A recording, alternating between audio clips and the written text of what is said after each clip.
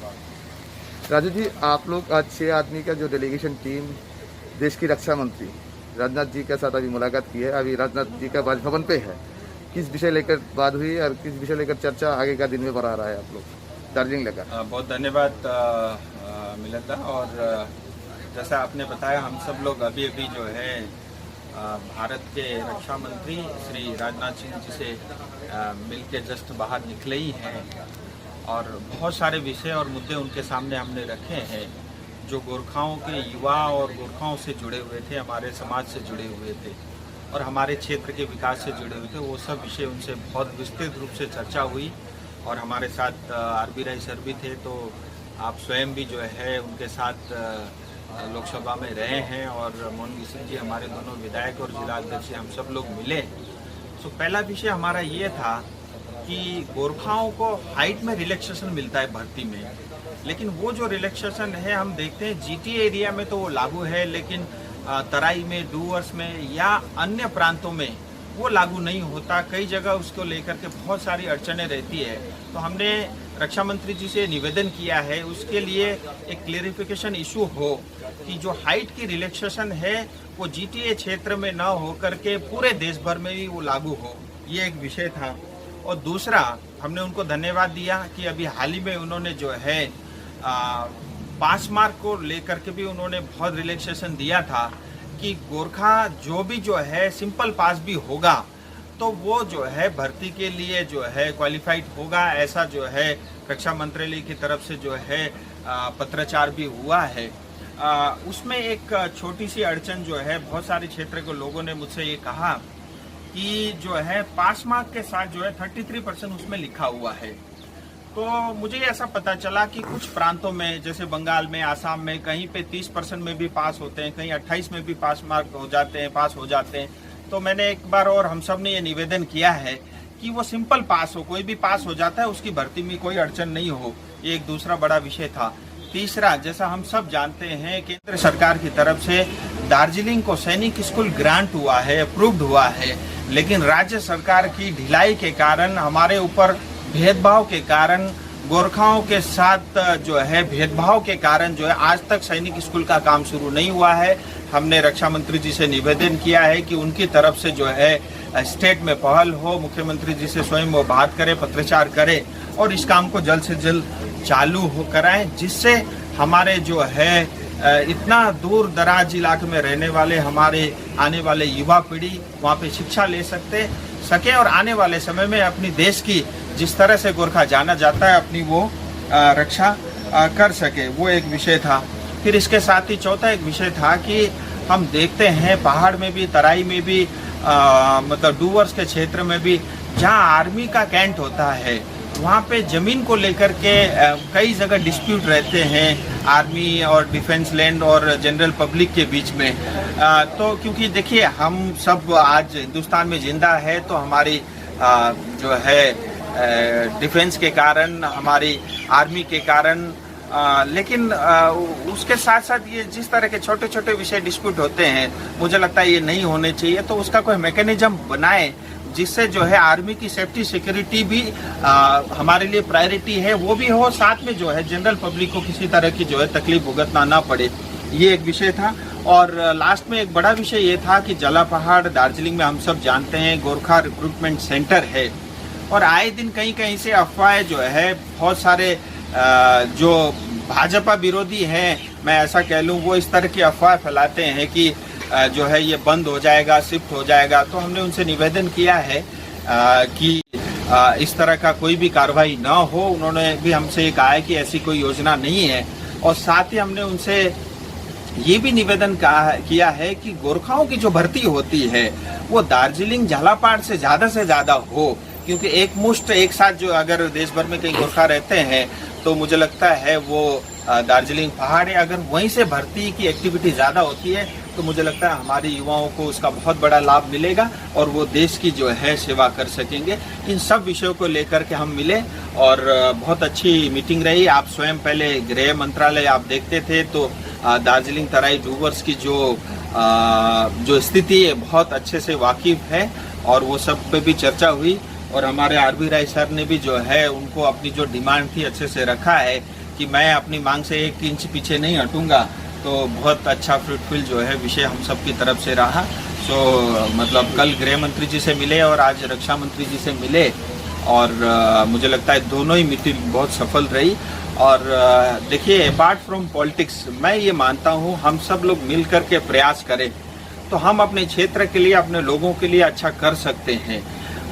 क्योंकि हिंदुस्तान में सबको न्याय मिलता है, लेकिन बस शर्त ये है कि हम ईमानदार हो और सिंसियर हो, और पॉलिटिक्स को सिर्फ चुनाव जीतने या हारने की मशीनरी ना समझ करके प्योरली अगर जनता के प्रति निष्ठा रखते हम सेवा करें, तो मुझे लगता है हम सब लोग मिलकर बहुत कुछ कर सकते हैं। राजू जी, देखिए अभी दार्जिलिंग पहाड़ में जो सैनिक स्कूल के जो एक बात चल रहा था, उस प्रोजेक्ट केस कम में रहा और उस विषय लेकर कोई सलपल हुआ सैनिक स्कूल के बारे में? नहीं, वही मैंने आपको बताया ना जी। हमारा, जैसे मैंने आपको क्रमशः बताया, हाँ। तो तीसरे नंबर पे ये विषय रखा, हाँ। कि दार्जिलिंग में सैनिक स्कूल का अप्रूवल जो है वो ऑलरेडी केंद्र सरकार कर चुकी है जी। अब उस पे अड़चन जो है राज्य सरकार लगा रही है, क्योंकि राज्य सरकार ये मानती है, ये स्पष्ट है कि गोरखाओं का भला नहीं होना चाहिए, इनका उद्धार नहीं होना चाहिए, इनका उद्धार होगा तो जो है टीएमसी को बुरा होगा, ऐसा नकारात्मक सोच उनकी है। इस कारण से मतलब एक तुच्छ प्रकार की राजनीति चमकाने के लिए हमारे गोरखा युवा भाई बहनों को जो है वो विकास से और सुविधाओं से वंचित रखती आई है, ये वास्तविकता है। तो हमने उनसे निवेदन किया है कि इसमें वो पहल करें और स्वयं मुख्यमंत्री जी से बात करके इस प्रोसेस को जल्द से जल्द चालू करें। आज कहाँ किस जगह से मिलने आया, किसके साथ? आपको एक बार फिर धन्यवाद। और अभी हम सब लोग दार्जिलिंग, हमारे सारे विधायक और मोहन सिंह जी, आरबी राय सर और भारतीय जनता पार्टी के जिला अध्यक्ष, मैं स्वयं, अभी भी हम लोग भूपेंद्र यादव जी से मिलके निकले हैं, labour ministry, government of India. क्योंकि हम सब जानते हैं कि चाय बागान, सिंकोना बागान हमारे क्षेत्र में ये एक बहुत बड़ा विषय है हमारे क्षेत्र की जनता के लिए। और जैसा कि मैं आपके माध्यम से एक बार फिर बताना चाहूँगा, पिछले बार पार्लियामेंट हाउस के अंदर में, राज्यसभा लोकसभा में एक लेबर लॉज को लेकर के कानून पास हुआ है, जिस कानून के अंतर्गत अब चाय बागान, सिंकोना बागान में काम करने वाले सभी श्रमिकों को 175 जो बढ़ा के अभी 202 किया है, वो 350 रुपये मिनिमम वेज सबका होना है।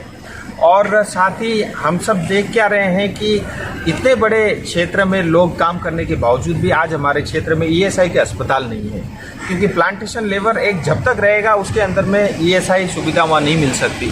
तो अब प्लांटेशन लेबर एक ख़त्म हो गया है, अब नया लेबर कोड उसमें लागू हुआ है। अब उसके माध्यम से आने वाले समय में चाय बागान के अंदर में भी ईएसआई की अस्पताल सबको मिलेगी, जहाँ हमारे जो कर्मचारी हैं, जो चाय बागान, सिंकोना बागान में काम करने वाले श्रमिक बंधु हैं, भाई बहन है, माता पिता है, वो लोग ईएसआई की पूरी सुविधा ले सकते हैं। और ईएसआई के अंदर में चाहे छोटे मोटे इलाज हो, चाहे किसी को विदेश जाके करोड़ों रुपए के भी इलाज की खर्च होता है, तो भारत सरकार उठाती है, ईएसआई अस्पताल उठाता है, ईएसआई की सुविधा उसको मिलती है। तो ऐसे उस कानून में बहुत सारे प्रावधान हैं, और उस कानून में, उस लेबर स्टैंडिंग कमेटी में मैं स्वयं भी मेंबर था, और मुझे आज भी याद है हमारे सीपीएम के और बाकी बहुत सारे हमारे गठबंधन के और ट्रेड यूनियन के लोग आकर के उन्होंने मुझे सुझाव दिया था। और वो हमारे पूर्व सांसद जो पाठक जी हैं, वो स्वयं भी आए थे, समन पाठक जी, उन्होंने मुझे सुझाव दिया था, भाई इसके अंदर में चाय बागान प्लांटेशन का अलग चैप्टर होना चाहिए। तो उसको अलग चैप्टर बना के उस कानून में डाला गया है। और अब हो क्या रहा है, कानून तो पास हो गया, लेकिन इसको इम्प्लीमेंटेशन में देरी हो रही है, चाहे वो कोविड के कारण हो, चाहे अन्य कोई भी कारण हो। तो हमने मंत्री जी से यही निवेदन किया है कि जो श्रमिकों को लेकर के, उनकी भलाई को लेकर के, उनके उन्नति को लेकर के कानून पास हुआ है, इसमें देरी नहीं हो, जल्द से जल्द वो इम्प्लीमेंट और लागू हो। पहला विषय ये था। दूसरा, चाय बागान, सिंकोना बागान से ही जुड़ा हुआ मुद्दा है पर्जा पट्टा का। हम सब जानते हैं दार्जिलिंग में जितने भी चाय कमान और सिंकोना बागान बस्ती में रहने वाले लोगों के पास आज भी उनका जमीन का पट्टा अधिकार नहीं है। हम इतिहास में जाकर के देखें, हमें ये मिलेगा, अंग्रेज के समय या भारत आज़ाद होने के बाद भी वो वहाँ पे टैक्स दिया करते थे, लेकिन ग्रेजुअली जो है आज उनके पास वो पट्टा नहीं है, उनके पास वो ज़मीन का अधिकार नहीं है। सो हमने भारत सरकार को आदरणीय मंत्री जी के माध्यम से ये एक अनुरोध रखा है कि जिस तरह से फॉरेस्ट राइट एक्ट 2006 कानून बन के पार्लियामेंट से पास हो करके वन बस्ती में रहने वाले लोगों को आज पर्चा पट्टा मिल रहा है, उसी के अंतर्गत समानांतर चाय बागान, सिंकोना बागान, क्योंकि ये आसाम के लिए भी, बंगाल के लिए, बहुत सारे क्षेत्र के लिए, बहुत करोड़ों लोगों का ये मुद्दा है कि उनके लिए अलग से एक कानून बने और उनको अपने जमीन का अधिकार मिले, जिसके लिए वो जो है मतलब अधिकार रखते हैं। ये दो विषय को लेकर के मंत्री जी से वार्ता हुई, उन्होंने कहा हम जरूर करेंगे और इतनी सी बात हुई जो मैं। राजू जी, एक सवाल आपके पास है। जब अपने चाय बागान और सिंघना का हालत तो बहुत ही बुरा है, आपको मालूम है, काफ़ी दिन से वो लटक के पड़ा हुआ है, लेकिन चाय बागान को जो लेबर का जो ओएस जो कब से इम्प्लीमेंट करेंगे, ऐसा देखिए, ये तो सेंट्रल से आपने बोल रहा था पास कर लिया, लेकिन स्टेट में कब इम्प्लीमेंट होंगे? देखिए, हमको ये समझना होगा कि लेबर जो विषय होता है ये कंकरेंट होता है। जैसे हेल्थ स्टेट का विषय है, सिटीजनशिप केंद्र का विषय है, ऐसे बहुत सारे मुद्दे होते हैं जो या तो स्टेट के होते हैं या सेंट्रल के होते हैं या कंकरेंट होते हैं। लेबर एक कंकरेंट होने के नाते और राज्य सरकार और केंद्र सरकार की सहमति से ही ये बिल बना और ये पारित हुआ। अब इसको इम्प्लीमेंट कराने का काम भी केंद्र सरकार और राज्य दोनों का है, क्योंकि कानून बनने के बाद राज्यसभा में पास होता है, प्रेसिडेंट ऑफ इंडिया के साइन होते हैं, उसके बाद ये इम्प्लीमेंट होता है। हर एक कानून बनने के बाद उसके रूल्स बनने में समय लगते हैं, 6 महीने से 9 महीने, कई किसी में साल भर भी लग जाता है। लेकिन इतना ज़रूर है कि कानून पास हुआ है और मैं स्वयं साक्षी था। अब उसको इम्प्लीमेंट होने की देरी है, तो हमने यही उनसे चेष्टा की है जल्द से जल्द इम्प्लीमेंट हो और इसके कारण हमारे क्षेत्र में लाखों लोगों का बहुत भला होगा।